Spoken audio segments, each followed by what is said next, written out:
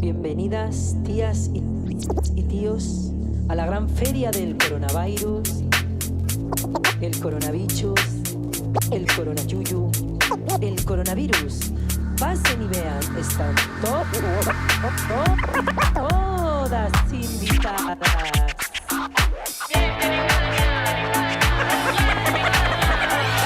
Al gran circo global, rabiosa actualidad, tos con la verdad repartida en los cerebros. Tengo internet, pues pienso mierda, luego la vuelco, fiesta de justicia. Ez da ohiko rapero bat, ez da isilik geratzen den horietakoa, ez da beldur esaten duena esateari. Hau da, La Chula Potra, izen artistikoa baina bizitza erreala bezain gordina. Julia Itoi da bere izena. Rapa egiten du anarkismotik, feminismotik eta euskalduntasunetik, eta amatasunetik ere, 3 haurren ama da. La Bofetada entzun zuen Iruñeko alkateak, eta ez zitzaion gustatu. Yolanda Bartzinari kritika zorrotza egin zion eta salaketa etorri zen atzetik. Baina justiziak bere alde egin zuen. Ez zen isildu, eta ez da izango. Bere letrak mina dira, baina baita sendabidea ere. Baina plazak eta gaztetxeak jendez lepo egoten dira, barruak astintzen dituelako.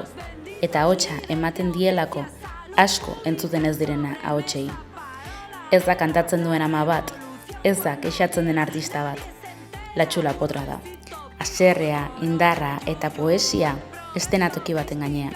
Ongi etorri La Chula Potraren mundura. Hemen ez dago zentsurarik, hemen egia da errima.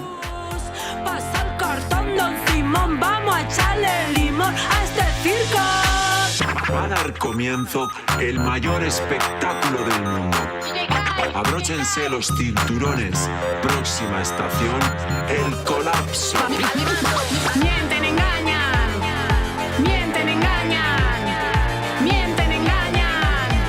Mienten, engañan. No sientas vergüenza ni ahora ni mañana. O cuando te des cuenta no cambia el cuento. Inyectan miedo. Con nuestros impuestos compran confusión. Al unísono los medios con la misma cantinela. No te culpo por creerla, no va de tener razón. ¿Desde cuándo en nuestra historia una solución paritaria? Pero si es la misma lacra de los que se lucran y nos mean en la cara. Negocio redondo, farmacéutica y armas. La licra pa'l pueblo, a ver cuánto aguanta. Las listas de espera, se alargan. Estado de derecho vulnerado, maltrecho en eterno barbecho. Yo qué mal te he hecho.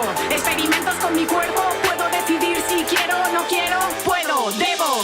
¿Y qué hay de los pequeños? Menos lobos, ser más perros que borregos. Nos quieren ver enfermos, comprando medicamentos. ¿Te parece que exagero? Ahora, veme con esas de que es la ultraderecha la que eleva esta queja. Payasos sin gracia cobran nuestras acrobacias. Mienten, engañan. Mienten, engañan.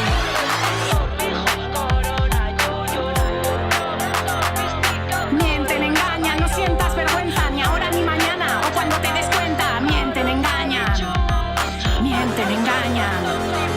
Mienten, engañan. Nik aurkeztu behar nizu, baina uste dut zu aurkezteko aukera emango dizu dela, ze ez dakit ja nola zuregana nola erreferentzia egin, La Chula, Julia, ez dakit horregatik, nahiago dut zuk zure burua aurkeztea. Bueno, segun zer nahi duzun, nahi baduzu musika hitz egitea, pues La Chula Potra izango naiz. Baina pues, nire pertsona ezagutu nahi baduzu, pues Julia edo Julieta, segun ze hurbiltasuna dugun. Zurekin Julieta, baina nahi duzuna. Ongi dago jakitea hurbileko norbait hartzen didazela. Bai, noski baiet. Ez dakit, ezagutzen ez zaituztenentzat, ez dakit nola hasi zinen musika mundu honetan. Pues kasualitatez, askotan kontatu dut, ez? Joan nintzen Zubietara euskara ikastera, eta beti hemen Iruñan, hirian egiten nuen inauteriko bandoa, eta beti hitz egiten nuen Mariz, eta Joaldunaz, eta Hartzaz, eta olako gauzaz, ez? Euskal Herriko Arkadiaz hitz egiten nuen. Eta batean joan nintzen Euskal Herriko Arkadiara bizitzera, eta hor, pues, pensatu nuen, pues, egingo dut aurtengo bandoa. Eta batean, pentsatzen nuen, rapa bat egingo dut. Eta hori gero konturatu nintzen, nola esaten duten bidai bat egiten baduzu zure benetazko izaera ezagutzen duzula, ni hor Zubietan, mendien artean, ikusi nuen nintzela pues errotxapeako emakume bat, eta hori, pues kaleko kume bat. Eta hor hasi nintzen, egin nuen hitza eta gero bueltatu nintzen, eta jai batzordean pues, aurkeztu nuen bandoa izateko, hori bakarrik jartzeko gitarauan. Eta gazte batek esan zidan, eta ez duzu rapeatu nahi? Eta, lehenengo egunean, pues saiatuko naiz. Eta orduan Celestinok, esan zidan, esan nion, prestatzen zuen base bat, eta prestatu zuen bat, 7 nota 7 koloreseko eta Tijuanen Blues sample batekin, base bat, ez? Dantza zure botilarekin, eta pues egin nuen urte horretako bandoan, eta estrenatokira jeitsi nintzean, esatu nuen, hau da, gustatzen zaidan gauza bat, kriston indarra sumatu nuen, eta pizkanaka, pues gero egin nuen beste hitza, hirugarrena uste duz izan zela la bofetada, baina kostatu zitzaidan gero 2 edo 3 urte ateratzea, eta gero pues hori da, bofetadarekin pizka bat estanda egin zuen kanpotik, baina ere barrutik, eta esan nuen, pues egin nahi dute abesti gehiago, eta hori, eta pizkanaka, pues hasi naiz egiten, eta ja 2 diska dauzkat, eta 3. prestatzen ari naiz. Rapeatzea zaretzarela, zuk hori egiten duzu. Bai. Ezagutzen ez zaituztenentzat, hori egiten duzu larrango dugu. Bai. Ez dakit, lehenagotik prestatzea dituzun letrak, edo momentuko rapeatze hori egiten duzun? Ni ez naiz rapera, ez? Benetazko rapera bat. Rapera izateko uste dut hasi behar dela nerabetasunean, 14 urtekin, zaude lagunekin parkean, eta hasten zara gauzak egiten improvisatzen eta hori ez. Ni hasi nintzen 30 piko urtekin, gainera ni etortzen nintzen punk kulturatik, rock kulturatik. Inoiz ez, rapa bat egin arte ez nuen inoiz egin hitz bat, baina egin nuen, nik uste dut modu klasiko batean, ez? Egin hitza eta gero sartu musikan. Edo igual jendea egiten du lehenengo musika eta gero hitza, baina ni oso argia daukat, beti izan dut eta beti izango dut, nire balore edo nire gauza dira hitzak. Eta orduan beti, ni egiten nuen lehenengo hitza eta gero hasi nintzen sartzen musika. Eta gero kontrolatu nintzen jendea egiten zuen aldrebez, baina pentsatu dut eta fallo bat zen nire partez hori egitea, baina gero denborakin ikusi dut, nire falloa da nire balorea ere, ez? Ematen dio zerbait nire abestiei, lehenengo da hitza. Eta gero ja, adorno modukoan egiten dut. Hitza bat egiteko, igual nago hilabete bat edo, asko kostatzen zait egitea, bai. Idaztea ere lehenagotik gustatzen zitzaizun, edo gerora ateratzaizu afizio hori, azkenean, nik burutan dudana rapa, ez, kantak, luzeak edo normalan, baina luzeago izaten direla, ez dakit horrela den edo ez, eta erritma bat dagoela hor, eta lan haunitz egin behar dela hor, ez dakit, eta haunitzi idatzi. Bai. Ez dakit lehenagotik ere idazteko ohitura zenuen edo... Bai. Ni joaten nintzen eskola horretara. Eta monjitak, esaten zidaten, ze ongi idazten nuen. Eta betidanik sumatu dute zaletasuna neukan, ez? Baina batez ere igual gai politikoaz, historikoaz, hitz egiteko edo, ez? Artistikoaz inoiz ez nuen, igual relato bat edo. Eta, ni dauzkat bi liburu argitaratuak, bat ensaio historiko bat eta gero beste bat ipuina. Eta bai gustatzen zait asko. Eta horregatik igual gustatu zitzaidan rapa, ez? Eske rapa, niretzako rapa da, eman behar diozu esfuerzo, indarra eta sentimendua hitzari, ez?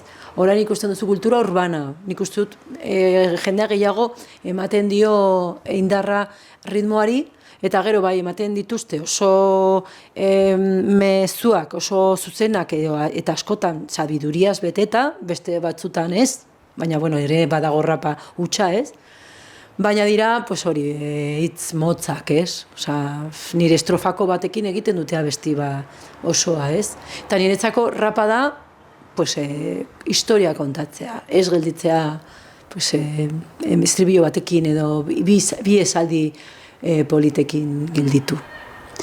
Balorazio bat eskatzen baldin badizut La Txula Potra hori asisteneko hori eta gaur egun arte egitako ibilbideaz, ze balorazio egingo zenuke?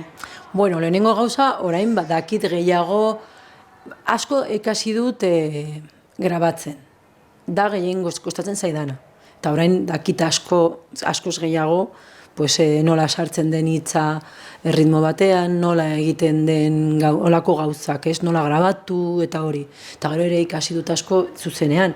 Ez dut egin hainbeste zuzenak, ez? Baina egin ditut, eta askotan oso egoera larrietan, ez? Pues, ez daki ze manifan, edo ez daki serrian, fruita kutxa baten gainean, osea, eta uste dut hor egiten duzu, pues, ez dakit fondo bat edo, ez? Eta orduan, pues hasi nintzenean ez nekien ezer, eta gero hasi nintzen ikasten ze gutxi jakiten nuen, eta bueno, pues orain saiatzen ari naiz nire abesti bat bakoitzean, pues egin, ni egin aldudan hoberen moduan, ez? Eta bueno, askotan, jo nik uste dut lehen gelditzen nintzela lasaiago gutxiagorekin, eta orain egiten dut hobeago, baina gintezen naiz, hau ez dut egin ongi, ez dakit nola egin. Orain saiatzen ari naiz pixka bat nire ahotsarekin pixka bat gehiago jolastu, eta 3. diskan nahi dut saiatu. Orain hasi naiz grabatzen, ez dakit zer gertatuko den horrekin, baina hori, pues gehiago ikasi dut denbora honetan. Grabaketak etxean egite dituzu, estudio batera joaten zara, ez dakit nola egiten duzun lan horrekin ere? Bueno, ni grabatzeko joaten naiz produktor baten gana. Eta produktor askorekin, batzuekin egin dut. Orduan badaude produktoreak bere estudioa dutenak, eta hobeto edo gaizki izaten dutenak, baina gero badago jendea bere etxean, mikrofono potolo batekin egiten dutela, eta gelditzen da, Kriston estudiora joaten zaren moduan. Eta, bueno, ni bidizkoak, ni grabatu nuen Skol Expulsion jendearekin, eta Santiron Noriegarekin, eta beretzean egiten genuen Kriston mikrofonoa zuen, Kriston erdonagailua, eta hor, hemen bertan, bai, hemen auzoan ere egin nituen. Importantea da, produktoron bat izatea, konfidantza izan beraiekin, eta gero mikrofono eta ordenagailua. Lehenago balorazioa eskatu dizut urte hau eriz, eta orain urte guzti horiei begira sentimendu bat helaraztea eskatzen badizut? Sentimendua? Pues, nik uste dut, barrutik uste dut balor bat eman dio dela nire buruari. Lehen ez nuela ematen, ez? Pentsatzen nuen, egiten nuela, pues, ez zuen balorerik. Eta gero ikusi dut, pues bai, bere balorea. Eta gero kanpotik, ez dakit da, percepzio bat, ez daukat, ezin dut esan, honengatik, baina sumatzen dut, pues azkenean, Nafarroko gizartean, pues nire esparru bat dut. Ez da esparru handia, ez da esparru mediatikoa, baina nire esparrua da. Eta batzutan, etortzen da nire gana jendea, bakarrik nire gana etorri nahi dutenak, ez dakit zer egitera, ez? Pues ez dakit adibidez, Palestinako alde mugimenduan, pues nirekin kontuan, osea, parte no esaten da. Beraien manifestazioetan edo zurekin kontatu izan dutela, ez? Hori, kontaktu egin didate, eta hori, balore bat ikusi dut horrez, adibidez, eta gero batzutan ere kalean, jendea esaten dit, zu zara La Txula Potra! Eta ikusten dut hor dagoela balor bat. Hori ez da bihurtzen diruaz, ez da bihurtzen komunikabideetan gehiago ateratzeko, baina badakit nire lekua dudan, eta hori arrotasuna ematen dit, gainera esken nirea da, ni egin dut. Laguntza gutxi izan nuen bofetadarekin, ez, momentu konkreto batean, baina gero egin dudana izan da, ni dena ordaindu dut, gero eta gutxiago ateratzen zaizkit dizkidate komunikabidetan, saloa izan ezik, hori bai, betik bihotzan izango dut telebista. Bai, eta hori, baina lortu dudana, hori nirea da. Bai. Ez dakit, erranduzu ez, Palestinakoak deitzen zaituztela, orain dela gutxi ere ibili zinela bertze batzuekin kantari Iruñako Plaza Castillon. Bai. Badekit, ibili zinela. Uste duzu zure kantek ere gai sozial bat ibiltzen duten horrengatik ere gai sozialeko jendeak deitzen zaituela edo? Bueno, ni eske ni naiz politika, kaleko politika bat, partidori gabe politika.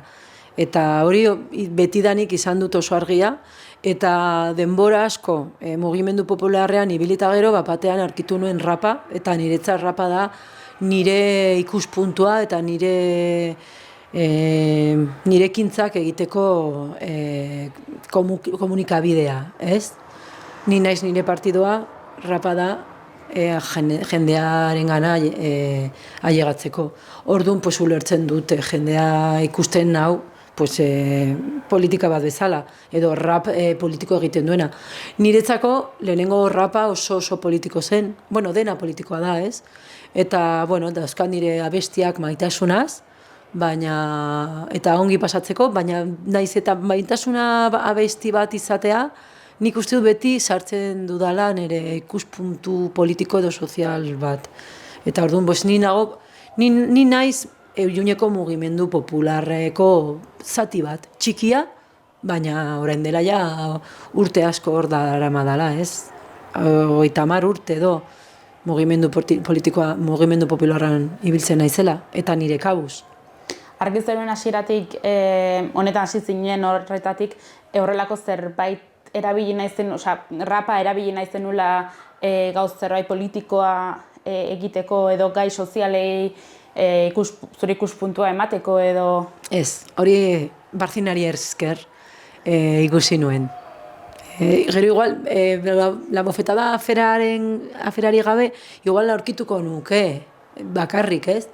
Baina hor ikusi nuen indar bat zegoela hor, rapan, ni neukala nire indarra, ikusi nuen batean herriak edo hiriak ematen zidala indar bat, ez?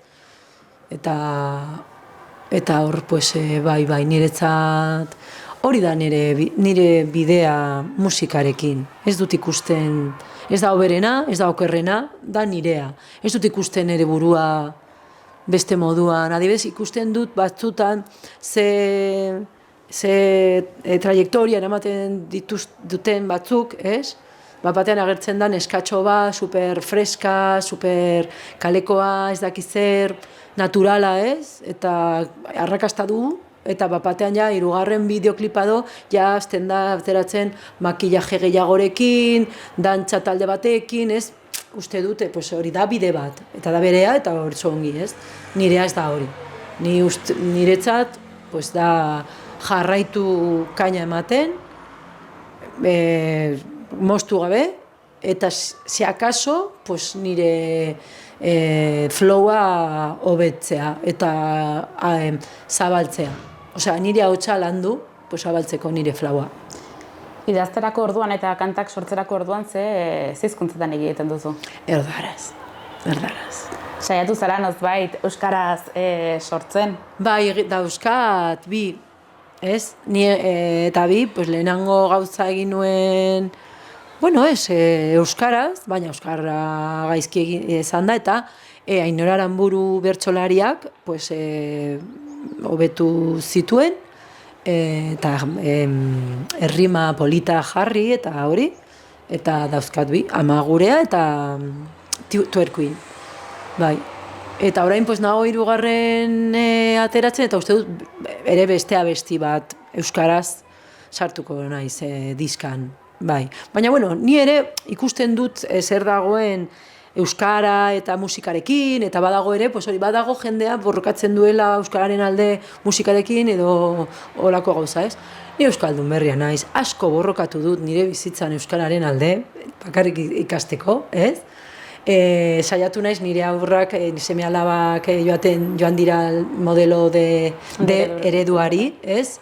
Eta naiz eta beraiekin ez izan harremana euskalduna, nire inguru osoa erdalduna delako, baina niretzat izan da hori kriston lana. Orduan orain lan gehiago sartu musikan, pues, bai, egin ahal nuke, eta ez da jarri, pues, adibidez, Muguruza Euskaldun berria izan zen, edo, osea, ez zen hasi Euskararekin, eta gero bai, Labasu ere, hasi zen gehiago erdarazekin, eta orain pasatu da, baina niretzat da, borroka hori ez da, pues hori, ni gero eta saiatzen naiz, aldu da bakoitzean, Euskara hitz egitea, ez dago munduan Euskaldun batek nirekin hitz egin behar duela erdaraz, eta niretzat hori da, Victoria bat, eta hori, pues, baina, bueno, nire diska bakoitzean gutxienez abesti bat euskaraz, bai.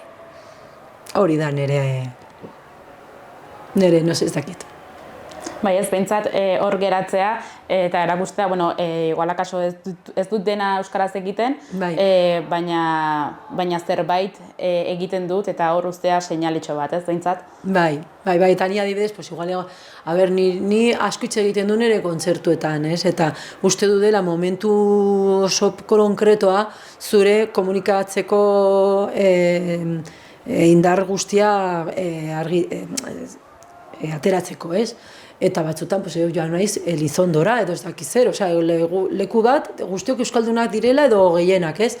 Eta esan du, bueno, barkatu, hemen probestu behar du nire denbora, zuei nire gauzak botatzeko, eta zure buruak zirrarazten diodan, edo, ez? Eta orduan, pues, behar du nire ama hizkuntza dela erdaraz. Baina, hemen jaitsiko nizenan, pues, euskaraz hitz egingo dugu. Eta hor, bai, inoiz ez dute uko egiten euskaraz hitz egiteari, hori bai. Baina goian nahiago dut hori, nire komunikatzeko indarra guztia zabaltzea. El día de hoy ha dado la impresión de ser una jornada de luto en Pamplona. Las músicas han callado y los espectáculos de las fiestas se han suspendido. Las emisoras hemos ofrecido un cartel convocado para las 8 de la tarde a rendir homenaje a Germán en el hospital, acto que se ha celebrado sin incidentes. En la avenida de Roncesvalles un cartel indicaba: aquí asesinaron a nuestro camarada Germán. Disparo seco, primera letra, lección de historia. Solo vale si escuchas con atención, se te queda grabado en la memoria. No se cuenta para llorar, aunque hay más de un motivo. Es por no olvidar, por aprender de lo que otros han vivido. Por quien no ha nacido, porque tenga mejor destino. Con el tiempo la sangre derramada debe perder bando, ganar sentido. 1978, año difícil, régimen latifundista sembraba democracia de fachada, lo dijo el viejo antes de morir, había que dejar España atada, bien atada, policía armada, el poder te guarda la espalda, que puede piedra contra ráfaga de bala, suspendieron la fiesta, la vida, la esperanza, se hizo el paredón en la barricada, ese día Germán pagó la ronda de todos, poco valen los corazones solos, se lo cargaron por todo el morro, mensaje claro, andaos al oro.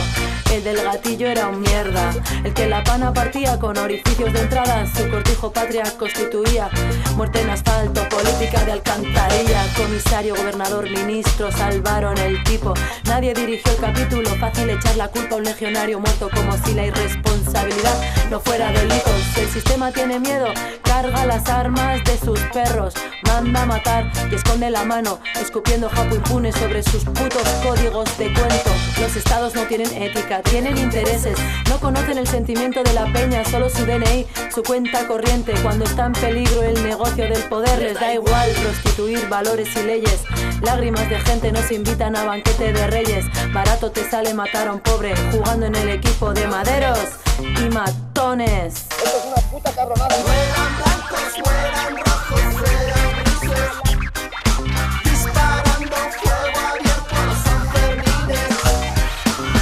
Llevo años perdida buscándote en una foto de la Iruña de los viejos tiempos, desde la tarde que te nació en la frente la rosa de los malditos vientos, la ausencia impuesta da sed por dentro, dolor de asesinato no tiene consuelo, fue ayer y quien nació cuando amorataron tus párpados, ha ganado sueldos, he estado soñando sin ver mirando, hoy despierto, encuentro cara a cara lo que hemos perdido, lo que nos han hecho. Tenías que vernos a todos más viejos, ropa de marca, cortos la barba, la fuerza, el pelo y tu ciudad que no es la del recuerdo, donde estaba el monte han plantado cemento. Ya no hay barricadas ni todavía amnistía, siguen metiéndonos en la cárcel, nos torturan, somos mercancía, sale más caro luchar en la calle. Han desahuciado las piedras de la ciudad como si nos hubieran vencido. Gastamos nuestras horas en trabajar vendiendo la libertad que nos habían conseguido. El proletariado viaja en patera con el alma partida por las fronteras. Este podría ser cualquier lugar del planeta si supieras que distinta que igual es la trinchera. Pretendemos volar y son ofertas del capital. Han robado el agua de las fuentes en invierno. Los niños ya no salen solos a jugar. Prohíben lo que decides tú y lo tuyo por decreto. El rollo en el hiper, el universo en un sofá. Poco miramos adentro a imaginar ese sueño que es solo nuestro. ¿Qué nos pasa? Que vamos a mayores. A veces me parece que en la garganta llevo un cepo. La fiesta se tiñó de gris, la fiesta se tiñó de sangre, la fiesta se tiñó de gris, la fiesta se tiñó de sangre. A pesar de todo, el sol y la luna siguen mirándose en el cielo. Todavía quedan bancos donde comernos a besos. El río refresca en verano. Al aire aún no le han puesto precio y siguen llegando cosas que me traen montadas en un suspiro. Tu amado eco, recuerdos que no se congelan, victorias, alegrías, mi lengua, mi pueblo. Tengo tu mano en mi hombro, el aire de tu boca en la mía. Veo el brillo de tu sonrisa, estás a mi lado, te siento como si me llevaras del brazo por la senda que solo tú cogiste esa tarde de perros. No me pierdo si mirando arriba eres estrella de minería. 8 de julio y Luña respira por ti, chiquita.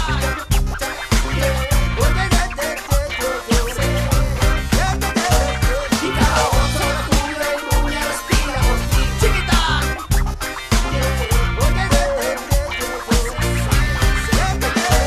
Y cada 8 de julio y Luña respira por ti, chiquita.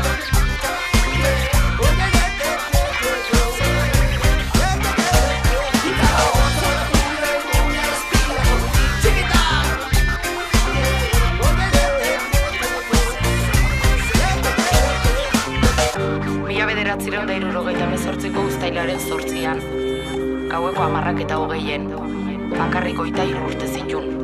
The 8th of July, 1978, 20 past 10 at night. He was only 23 years old.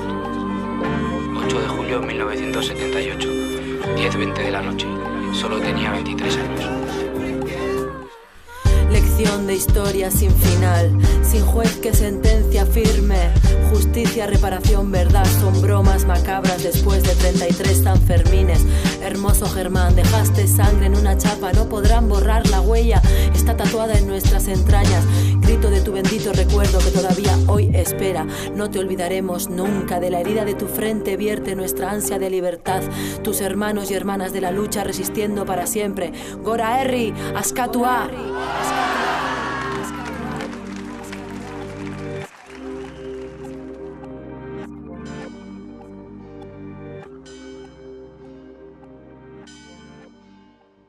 Zure ikuspuntutik, nola errango zenuke dagoela Nafarroa musika kontuan? Zure ikuspuntutik, Bai, bueno, pues, mundu osoan bezala, gero eta errezago da gauzak egitea, eta orduan gauza asko ateratzen dira. Nire seme alabenkin pues, enteratzen naiz zer egiten duen jendea, ikusten dut pues, gazteak kriston kalitatea dutela, gero badago ere beste salde batetik ikusten dut musikaldetik kriston kalitatea, ez? Hasi algara Amaiarekin dela punta bat, ez? Baina gero erakusten dizkit pues, punk, reggae, rock taldeak nire alaba ertainak, ez? Eta kriston bandak dira, ez? Eta gero badago beste bidea, pues dela igual orain gehiago jotzen ari dena, pues apostua egiten dutela, ez? Eta bueno, pues ere puntuan igual daude Chill Mafia, ez? Baina gero badago proiektu asko, pues hori musika ez dakit urbana edo, ez? Eta badago jende asko autotune erabiltzen eta hori, eta orduan pues ikusten dut, pues Nafarroa dago guztiok bezala munduari konektatua. Eta pues, badago gazteak kriston gogoekin egiteko, ez? Ez dakit, bezke bere bidea da, ez? Nio ez dakit zer egingo dudan bere adinak izango banitu, ez? Nio ikusten du nire aldetik, pues, adina aldatu zait asko. Ez dut ikusten ere burua adibidez Madrilera joaten pues, nire karrera egiteko, ez? Hori da gazteko batentzako.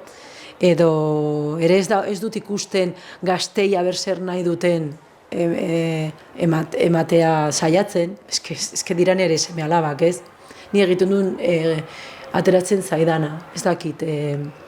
Ikusten dut superbizia, estena, superinteresgarria, gauza oso politak ateratzen ari dira, baina nire burua oso urrun ikusten dut hortaz. Baina ere sartuta, gero zu eramaten banauzu festival batera, dena gazteak eta eta ez dut sentitzen gaizki nagoela. Nagoen nire ekosisteman, total, nire lekuan. Pues beti hori, eskini daukan nire lekua eta edo zein, ez? Ez dakit, entzun duzun edo erran duzun gaur egungo Iruñerriko edo musika panoramako zerbait. Ez dakit, zuk erran duzuzuk musika politikoa egiten duzula, ez dakit gaur egun ere ikusten duzun gazteak edo horrelako zerbait egiten dutela, ez dakit zerbaiteri aurre egiten diotela kantetan, ez dakit edo bakarrik ongi pasatzeko zerbait egiten dutela edo zerbait emaz komertziala, ez dakit. Pues mira, ez dizkizute emango izenak, pues hori, igual nire adineko jende oso guztia bezala gelditzen gara mediatikoagoa direnekin, ez? Eta badaude pues asko ez dudala ezagutzen, baina nire impresioa da, pues azkenean hitze sozialak izatea da Euskal Herriko ezaugarri bat, ez? Eta nahiz eta jende asko egon, pues hori beste gauzak egiten, badaude talde asko hori jorratzen ari direla. Eta uste dut jarraituko dugula, uste dut badagoela hemen kontzientzia politika bat, identitate bat, eta hori pues, azkenean inspirazioa ematen dizu, eta bueno, gure gaztea, pues, zer entzuten dut, zer dira gure klasikoak? Pues dira La Polla Records, Eskorbuto, Muguruza, Cicatriz, ez? Gero, zaharrago ziren, ez? Orain ez aizkitateratzen, ez? Baina hori, Lertxundi, Pancho Tapello, ezakite Ramun, pues hor dago herentzia bat, berak entzuten dituzte abesti hauek, edo bere etxean gurasoekin, edo telebistan, edo nahi dutelako, azkenean bere kultura da, eta guztiok gure kulturaren klasikoak bila joaten gara, ez?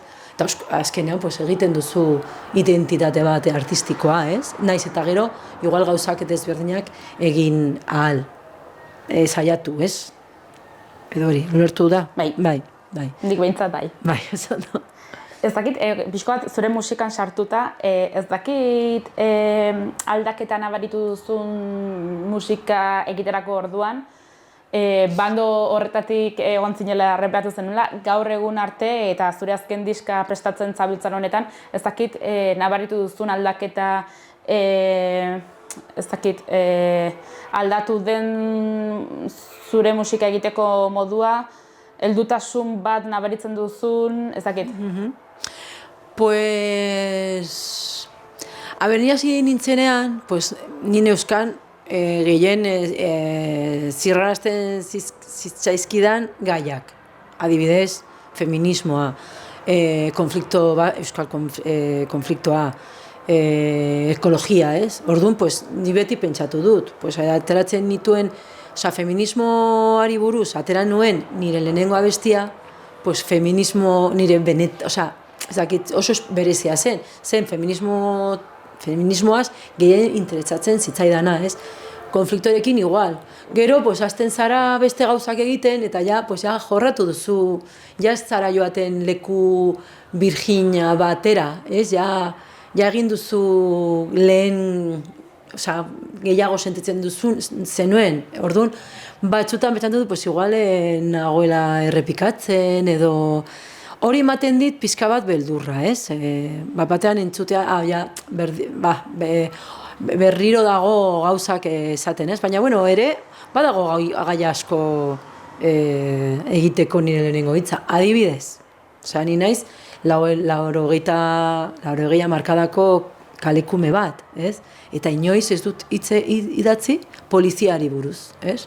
Eta, bueno, orain nago abesti batekin, eta naiz eta igual pentsatua, estiloa aldetik, da nire estiloa, baina inoiz ez dut hitz egin propioa zer pesatzen dudan poliziaz, ez? Nire trajektoria guztiarekin, eta, ez? Orduan, aldatu, nik uste dut aldatu dudala nire inozentzia edo, ez? Lehen ateratzen dituen, ala, venga, eta orain, no me estaré errepikatzen ari naiz, ez dakit, ez? Eta gero, bueno, badago gauza oso importantea, menopausia. Osea, menopausia ja orain dela 2 urte nagoela momentu horretan, ez? Eta, bueno, fisiko aldetik ez dut asko nabaritu, ez?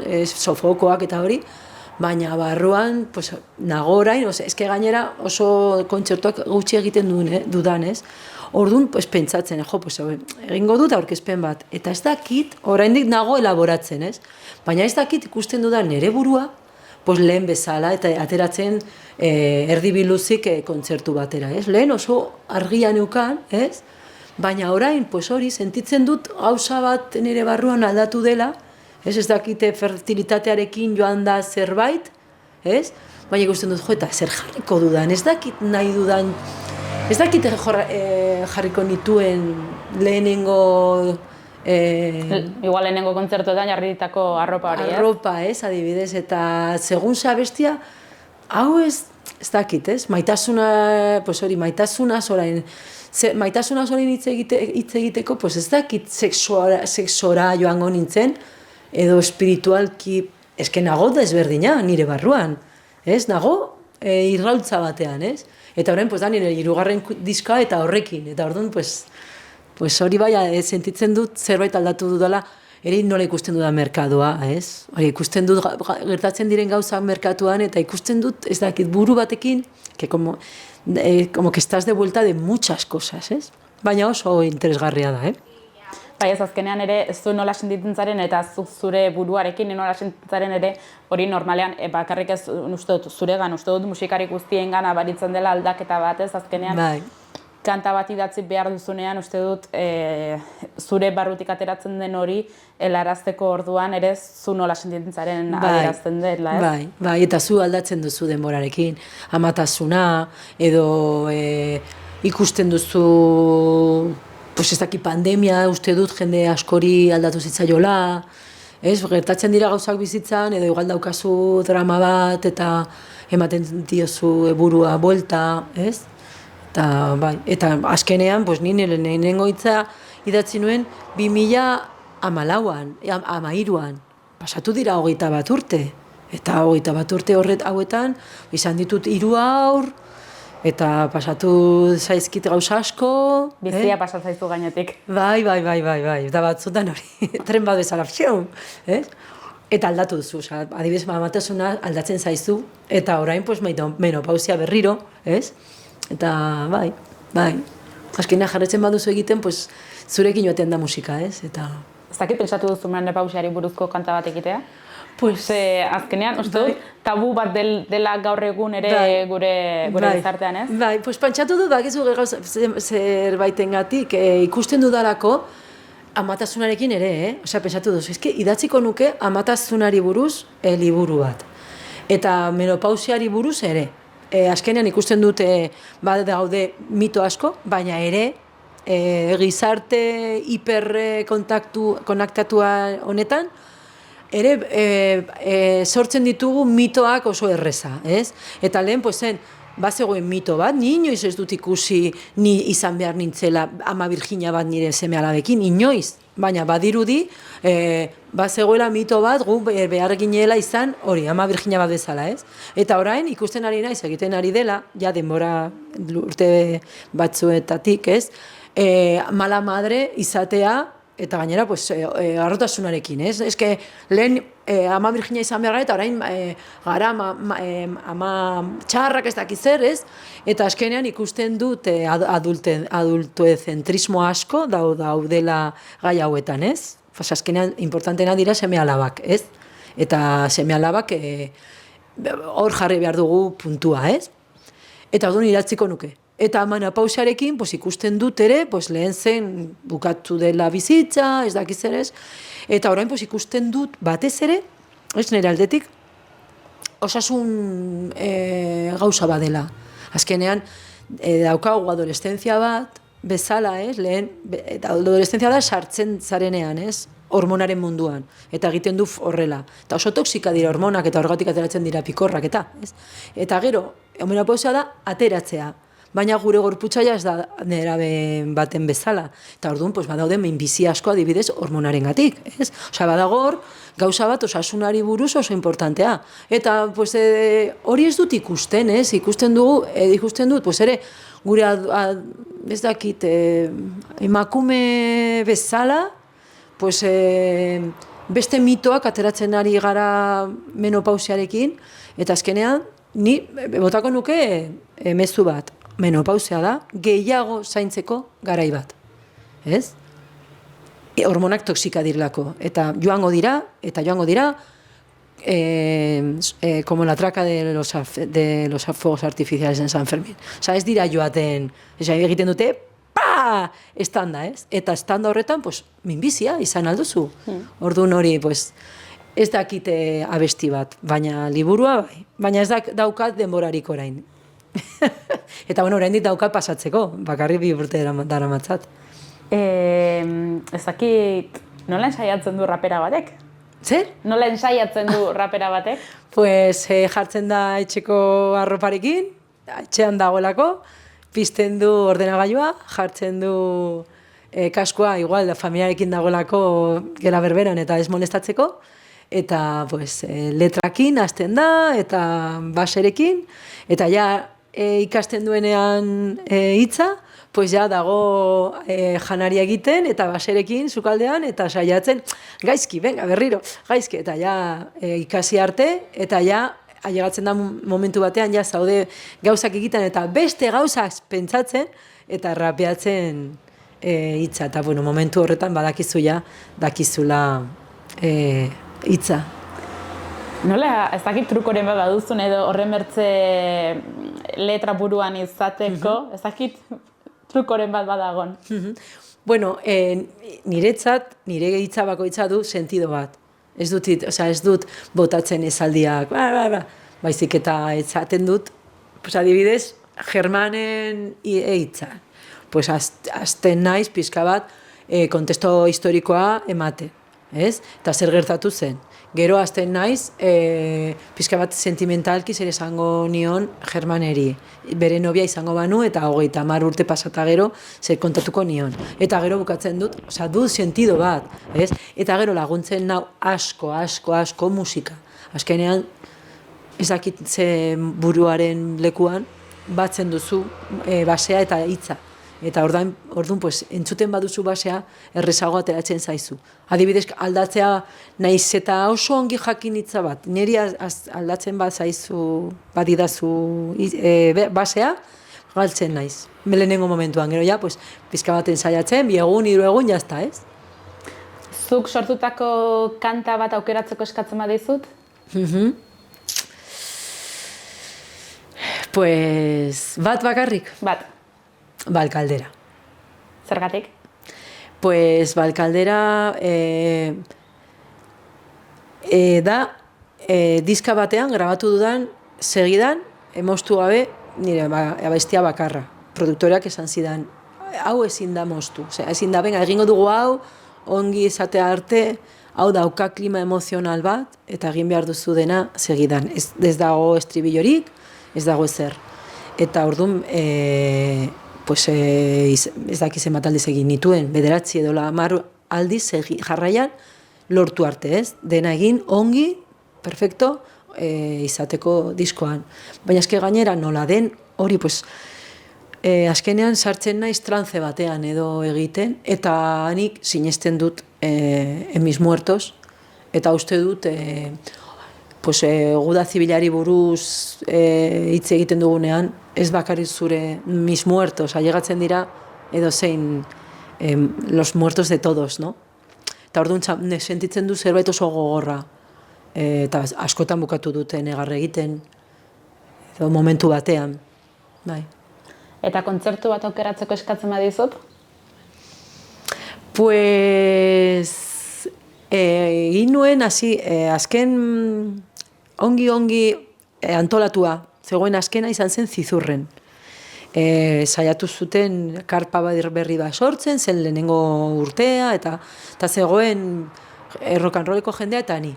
Eta oso jende, ez zen joan jende asko, baina joan zen jendea oso magiko eta oso agustora egon ziren, ez? Baina eske zegoen ekipo bat, eta soinu aldetik oso jende oso profesionala, eta lehenengo gauza ni beti saiatzen dut nire bakarri, baina kontzertoretarako dijoki eta biok, pues esan genuen, saiatuko dugu elkarrekin, eta egon ginen abuztu osoa gelditzen saiatzeko. Eta batean, joan ginen, kriston eszenatokia, kriston ekipoa, eta gu geunden beroak gure artean, ez? Eta disfrutatu nuen asko. Eta azkenean importantea den, zaudenean, dena ongi izatea, ez? Okerrena izango zen, behin egin nuen bat jubilatu talde batekin ziren gudako semeak, eta zen gudaren krimenekin horimen bat, bai, eta oso ekipo txarra zen, eta ni ikusten nuen ni ez nuen entzuten, berak ez zuten entzuten, eta azkenean hitza entzuten ez baduzu rapa ez du sentidorik, ez? Oso magiko ziren, eskertu zidaten asko, baina izan zen, bai. Zer motibatzen du Julieta abesti berriak sortzera? Pues batzutan enkargoak, ez? Adibidez, poliziarena izan zen enkargo bat. Egingo duzu hau? Bale. Eta horren daukat beste bat prestatzen ere, enkargo bat izan dela. Gustatuko litzaidak egin zerbait, zer prestatzen duzue, gai honekin, pues bai, ez? Baina gero, maitasuna asko. Eta ni hitz politika bat idazten dudanean, herriarengan maitasuna da, ez? Gero, maite mindutanago pertsona batekin, orduan, maitesuna dago hor, ez? Maitasuna. Eta askotan, maitasuna ematen du errabia edo nahi duzu salatu zer dagoen, baina azkenean beti niretzako maitasuna bada. Ez dakit momentoren batean urte hauetan oztoporen bat edo erronkaren bat izan duzun bidean eta erran duzu, polita izan da, urte batzuk egon naiz eta polita izan da, baina, igual iritsi da hau ere uzteko momentua. Oraindik ez. Oso ongi sentitzen du nire burua, nire gorputza, nago super entrenatua. Nik uste dut nire bizitzako ez naiz egonain entrenaturik, naiz eta nire 54 urte izan. Nire zelulei esaten diot 53 ditut, ez? Eta daukat, oraindik gai asko hitz egiteko, eta gero gauza asko bizitzeko. Adibidez, gustatuko litzaidake asko, Andaluziatik jira bat egitea, ez? Tabernaz taberna, ez du pentsatzen, festival ez dakitzen. Badaude estena asko, ez? Eta nik uste dut, ni dudala estena bat, estatu osoan, eta Hego Amerikan egiteko. Ni badaki joango banitz, Argentinara, Euskal Etxe izango nituen jira bat. Eta, hor daude gauzak, eta oraindik daukat gauza asko bizitzeko honekin, bai. Eta, erronketatik asmo berrietara pasako gara. Ze asmo berri dituzu? Hori, diska ateratzea, Andaluziara joan. Gustatuko litzaidake ere rapeatzea Madrilen. Barnan egon naiz, baina Madrilen ez. Barnan egon nintzen, baina azkenean 2 kontzertu egin nituen, baina bien artean uste dut 25 pertsonak ikusi zuten kontzertuak, bai. Baina oso ongi pasatu genuen, eta pentsatzen du, uste dut merezi dudala beste kontzertu pizka bat hobeto antolatua edo ez daki jende gehiago egoteko ez. Eta Valentzian ere gustatuko ditzaidake rapeatzea, amaite dut Valentzia. Eta hori momentuz 3. diska. Ez dakit. Bai.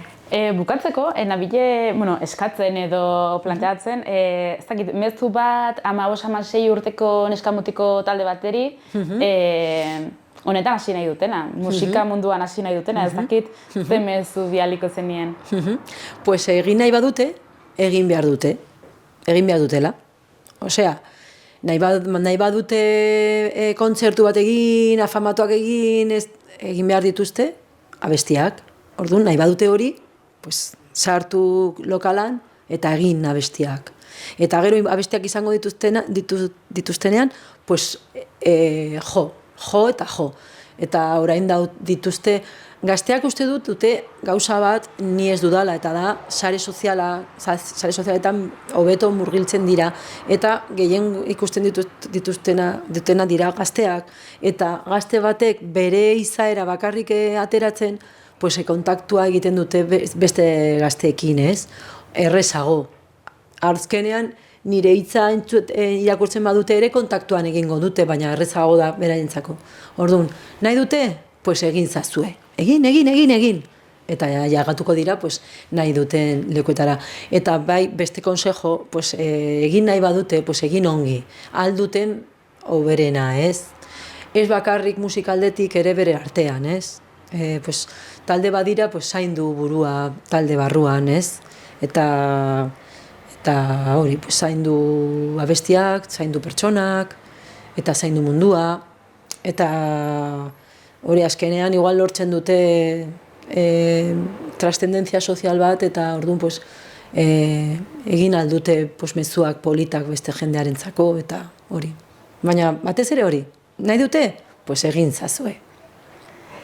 Nire partetik nik bintzat ez dut kaldera gehiagorik, ez dakit zuri zerbait geraitu zaizu nor erran nahi duzuna, kontatu nahi duzuna? Pues, ez. Uste dut borobildu dugula pixka bat zure bilbidea eta zure musika hitz egin dugula. Nire partetik eskerrik asko elkarrezketa hau onartzeagatik. Ez, eskerrik asko Xaloa telebistari. Bueno, bai, niri ja ez didate kasu ematen komunikabideak. Ni daukat nire komunikabidea Facebooken, ez? Baina Xaloa beti egiten dit kasua. Eta pues, eskertzen zaituzte, asko. Eta nire txat placer bat da hemen egotea.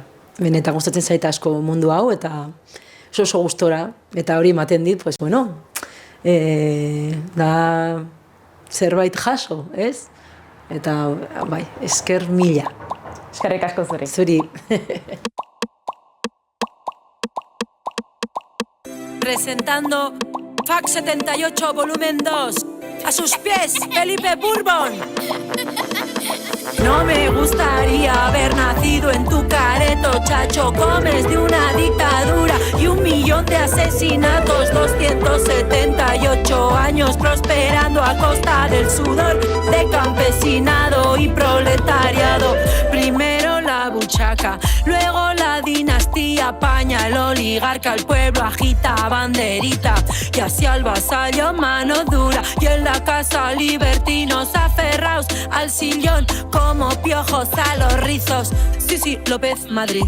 El país es muy difícil, pero qué hostias decís, Mundo ni paga picnic, porque te la pone dura el Estado de Derecho, pero te la suda el delincuente sin luceche que de jeque fresco.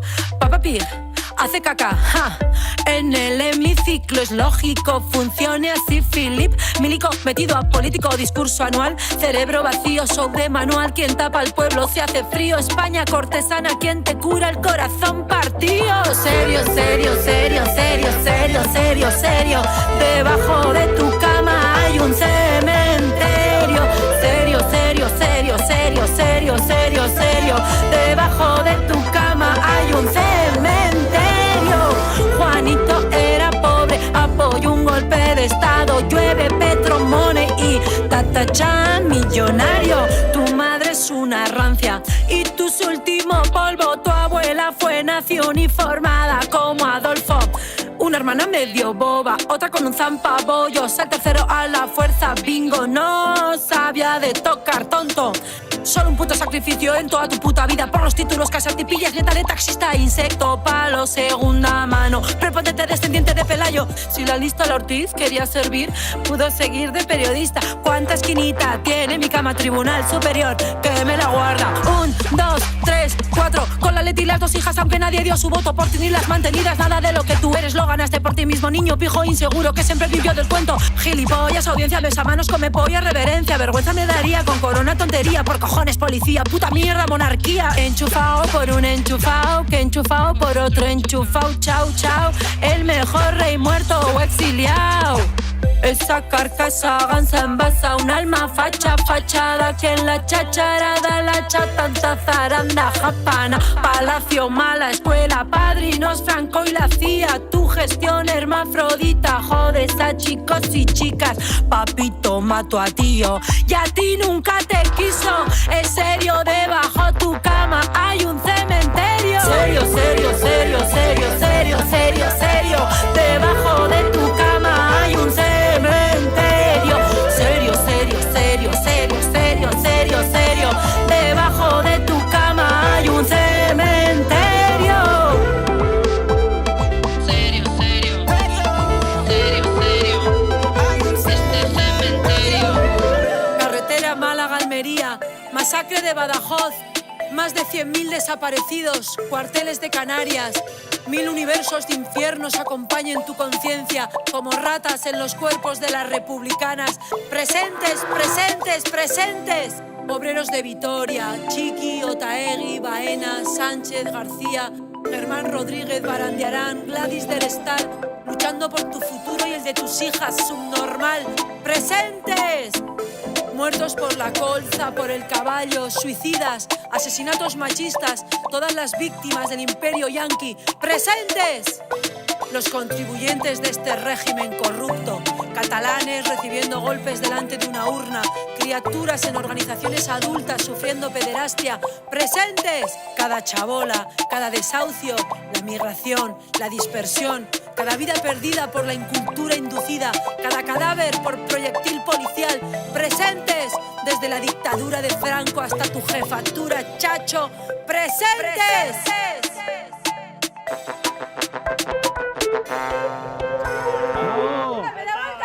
¡Me da vuelta la cámara!